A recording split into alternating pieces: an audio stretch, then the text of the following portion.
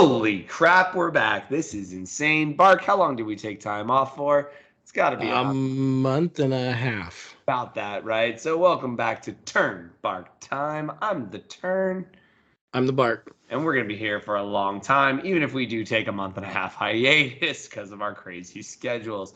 This is season 4, episode 13. 13. Oh, man. Well, first, let's update. So, Bark and I have been alternating canceling or postponing this discussion due to our busy schedules. I have ran 3 7th grade field trips every Wednesday, and then had track meets that have followed those.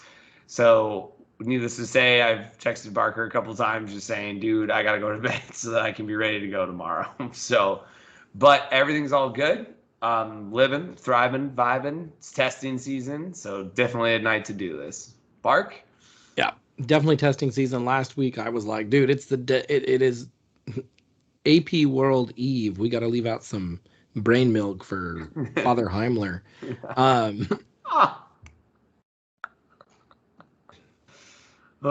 mean, there's the triumvirate of AP World knowledge, and it's Heimler, Freeman, and anti-social studies. Emily, anti-social studies, but saving kids' brains, helping them de-stress. I think, and my students, I think, did pretty good, but we won't find out till July.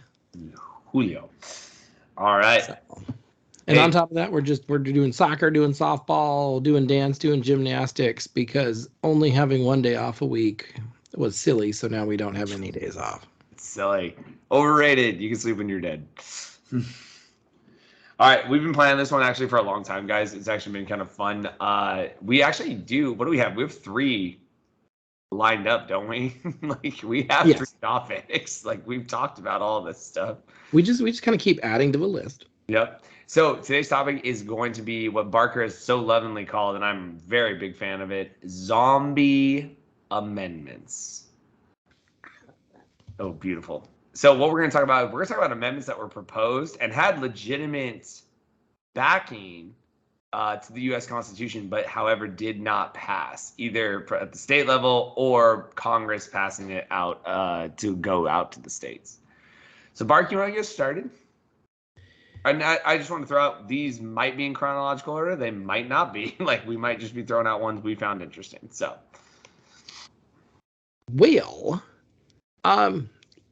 let's go unchronologically, just to be anti-history brains, and prove that we're not just crazy OCD chronologists, where it's one darn thing after another. So I'm going to start with, there was an amendment in 1916, which, interestingly enough, if you know, 1916 was during World War I. There was an amendment proposed that said citizens should vote on whether America goes to war. And if you vote yes, then you are volunteering for military service. Kind of ending the problem with the age-old conundrum that the rich people or the people in the government send the young boys over to fight the wars. I like that. I'm going to go to a time period that we're talking about right now in my history class, which is that American Civil War. We're getting to Reconstruction, but we have discussed and hammered home Missouri Compromise of 1850, Kansas, Nebraska, Dred Scott, kind of. But before the Compromise of 1850, John C. Calhoun, one of our big negotiators. That looks like an earthquake there. Are you okay? Okay, cool. Just checking. He proposed a constitutional amendment in requiring 2 different things. So one, that there would be always an equal number of slave states and free states. But to go with that, he also wanted to create 2 presidents, or presidenti, as I like to call them. One from the north and one from the south. And they would have to agree on all legislation. So, as we've taught our history classes for numbers of years, do people ever agree on everything? Let me answer that for you, and the answer is no. So, needless to say, this one also fails. During a similar time period, somebody also said instead of doing 2 presidents, it should be more like a Roman triumvirate with regional reps giving representation, I think, to the West as well. So like a North, a South, and a West. because the West had, different sections or different regions of the country have different desires of what they would like to see. Different interests. Yes, different interests. Jumping, this is something that we covered in my class just the other day, my American Studies class, hashtag only first period, only juniors. Hashtag I teach. And we're dealing with the Great Depression. And in 1933, Wesley Lloyd of Tacoma, Washington, just like Tom Tuttle, passed an amendment that said there should be no millionaires in America. We love that. And this is during a time period where there was a radical push in American government that today people would call like probably communists or socialists. Yep, fair enough. That essentially said like there should be like every American family should have a house and earn X number of dollars a year. And so by redistributing the wealth of the people that were over $1 million, if you redistributed that to the other people, you could do that, which, yeah, is not exactly free market economy. No, not at all. I'm going to jump forward because I love this one because we've actually done we did a whole episode on this, the Electoral College. And so this is the Bayh-Celler Amendment, and it was 1969, it looks like. Yeah, 1969. And this would replace the Electoral College. As we talk about in our other episode, the Electoral College basically is the thing that elects the President of the United States. But what it would do is actually make it a lot simpler in a 2-round system. But this is the kicker. It models it after the French presidential elections. And you know how some Americans feel about the French. So it actually passes the House Judiciary Committee. This is what I found interesting. So it was 28-6, right? So pretty dominant. And then it passed the full House with bipartisan support, 339-70. Like, if that's not the people's house saying they want something. Right. But Senate opens it up, and Barker, what do you think happens? The Senate says no. No, Barker, what's something the Senate can only say? How would the Senate say no, Barker? It's their favorite thing to do. Favorite thing to do? Yeah, they filibuster? Yep. So it gets filibustered very quickly. So they went for a motion of, is it Kultur? Am I saying that right? Kultur? Where they call for a vote? I think so. L-O-T-U-R-E. Yeah, I think that's right. It's been a while since we've had a filibuster. Well, since we filibuster all the time now, but all they have to do is they don't stand up and do it anymore. They just say, I'm going to filibuster, and we move on. So, but yeah, I got 54 votes. So it was very close to getting the filibuster, which you need 60. And proposals have been made multiple times, 2005, 2009, 2016, but none ever get to a vote. So, but interesting, right? Yeah, it would be interesting to see America change and move away from that. Yeah. Anyways, I've been I was looking at the electoral system in India, and they have an electoral college, but it's based on the populations of like regions from like 1970, so that they don't punish the modern states of India that are trying to keep their population like under control. Okay. So like, because like they have a massive population. Oh, I see. And so like they see that that's a negative thing, and so like they don't want to reward the states that are just like pumping out essentially more. not metering population growth. Gotcha. So they capped it based on the numbers from 1970 something. I think 72. I want to say, but I could be wrong. Okay. Anyways, there's a million ways to do it, and nobody does it exactly the way that we do it, I don't think. Nope. And we talked about it. So go watch our episode from like season 1 or 2. Ranked choice voting. It's a thing.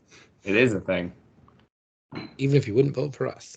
Yeah. Which we know you probably would actually, because you're watching our show. Our tens of followers. All 10 of you. Yep. That are over 18.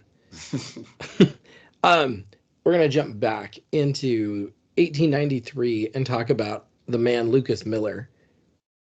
Which, with a name like Lucas Miller, you would think this guy was like born and bred like in America, but he's actually born like somewhere between like the Ottoman Empire and Greece during a time of like the Greek rebellion, and like meets his adopted dad because his adopted dad was serving in like the Greek like in the Greek army. It was like a really interesting story.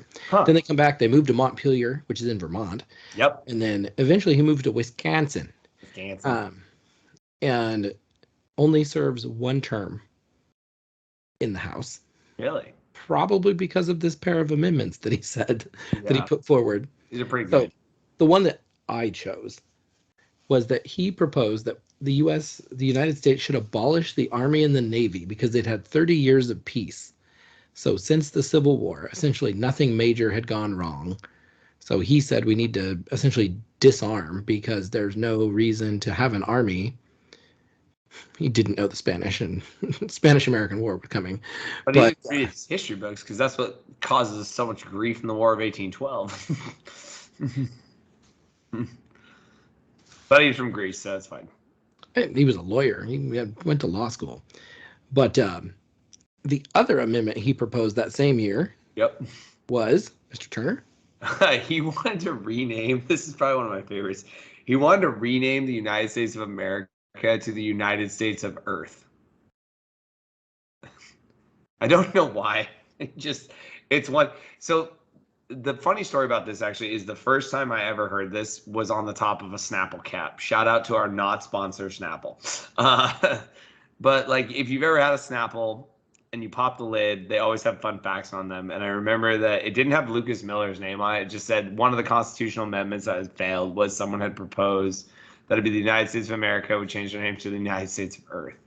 And if that's not just the most American thing, I don't know what is. When I saw that, I was really surprised that the year that it was proposed was that old. Yeah. I kind of expected it to be not a 1960s, 70s kind of proposal. Mm-hmm. You know, kind of when there was the free love movement and like kind of John Lennon was out there singing Imagine. But yeah, really surprised that it was back then, but he had, no Army, no Navy, and United States of Earth. Mm-hmm. Didn't work out that way. It did not. It did not work out at all. Did not work. Let's see. I can snag. I'll snag one more. I got one more I'll talk about. Do you want the 1838 dueling one, or was that your last one? No, just you pick one last one and we'll be good. Okay. So the last one Barker and I talked about, which was really interesting, was 1838. And this is a member of the House of Representatives kills another member of the House of Representatives. So Representative William Graves kills Representative Jonathan, I think it's Silly? Probably. Silly? It's two L's. But. Yeah. In a duel.